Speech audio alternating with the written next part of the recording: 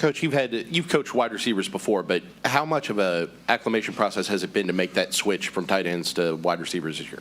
It's not a big switch. I mean, tight ends, you run routes also, and you're responsible for similar stuff in the run game when you're displaced.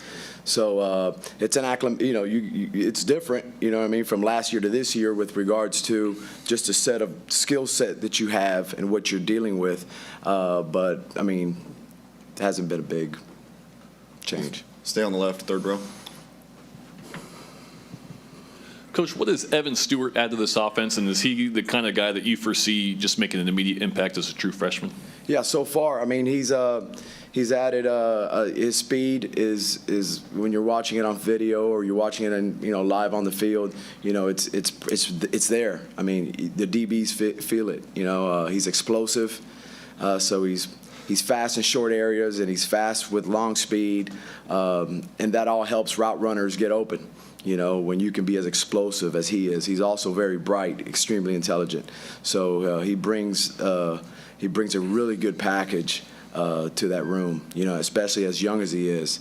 And, he's a prideful kid who takes a lot of pride in being prepared and, having his toolbox, his skill set ready to go for practice. We'll go front row right here on the right. Coach, among Anaya Smith's multiple nicknames, one of them is Mr. Everything because of what he does for the offense. But he also seems to be one of the biggest leaders in the locker room and one of the faces of this organization. When you look at that, how does he set the tone for these young receivers to go through practice, to go through game days, to go through all these little aspects of what it means to play in the SEC? Right. He's involved in every play. I mean, he's there chirping and talking, and that's the way he approaches the game. For him, it's a mental edge, and he's not one of those guys that we've all seen in the past that may stand on the side, and if he's not in getting ready for their rep, he's in other people's reps. So, he's been huge for the young guys because he's always talking to them. He's huge for the older guys because he's talking to them too. So he's got the right mindset. We'll go second row on the left. You guys threw deep a lot in the spring game, and Jimbo said coming out of that was going to be a part of the offense moving forward, the ability to throw deep. So where do you feel that's at, and how do you go about making that happen this fall? Sure. I mean, doing what we're doing in practice. I think that we have speed on our team.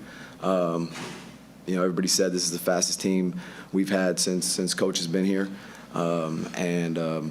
this is part of it.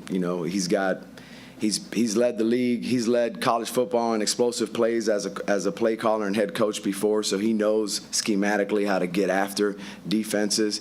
And we got guys now that can stretch the field. So he's accurate with what he wants to do. We'll go first row on the right here. You had obviously had some good years in the SEC and been across the South, from the South. What did you know about Texas A&M before coming here, and what ultimately brought you here to A&M? Sure, tradition. You know that this is a big-time program in a great state that recruiting is. You can find whatever you want. It's loaded with players. Always been a tough environment, that you understood if they were on your schedule, not only if you were going away and playing there was it going to be tough, but kind of the mindset of the players, and the blue collar of this university. Those are the things that pop in my mind when you see A&M. Obviously, Coach Fisher was a big reason why I'm here. Also, I've started off with Coach Fisher a long time ago when I was a GA.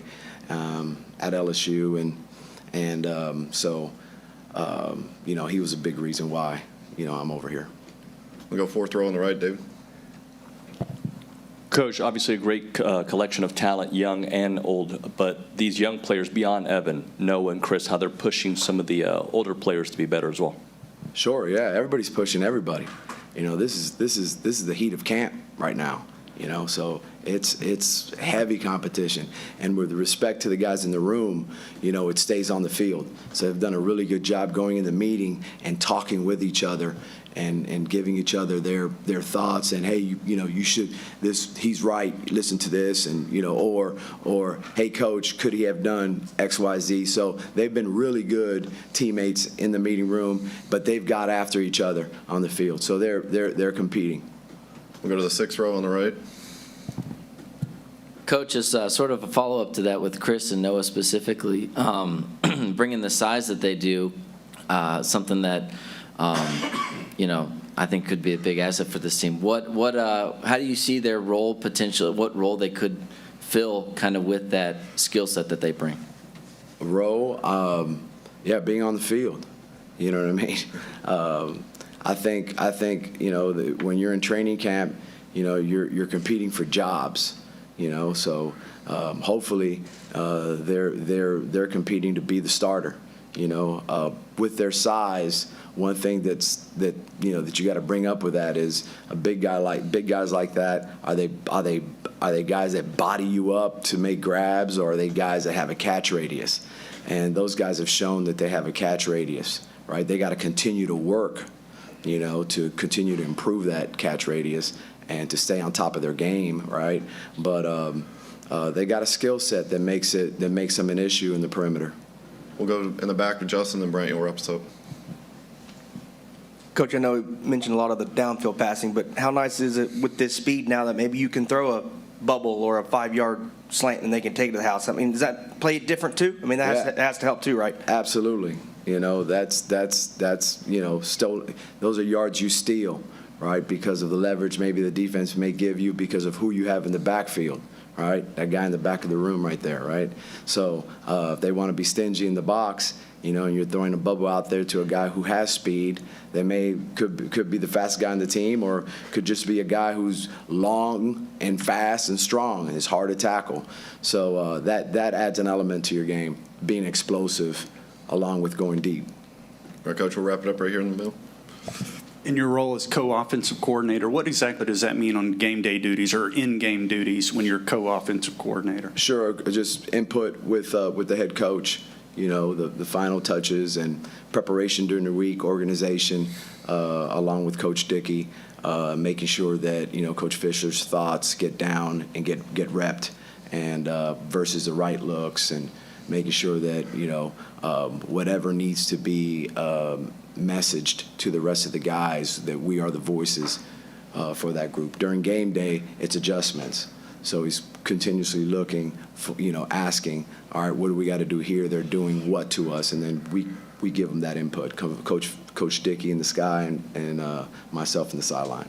Always like to hear the old stories. Any early impressions from being with Coach Fisher in Baton Rouge in 04, and anything that stuck with you at that time that you learned from him? Sure. Just his ability to have more and make the players feel like it's less. Just a huge volume of offense. And then, the players didn't feel it. Just the way he approached it and taught it, the methods, the simple sayings that clicked in meeting rooms. Hey, say this because they'll get it. Just his ability to be a really good teacher. All right, thanks, Coach. Appreciate the time.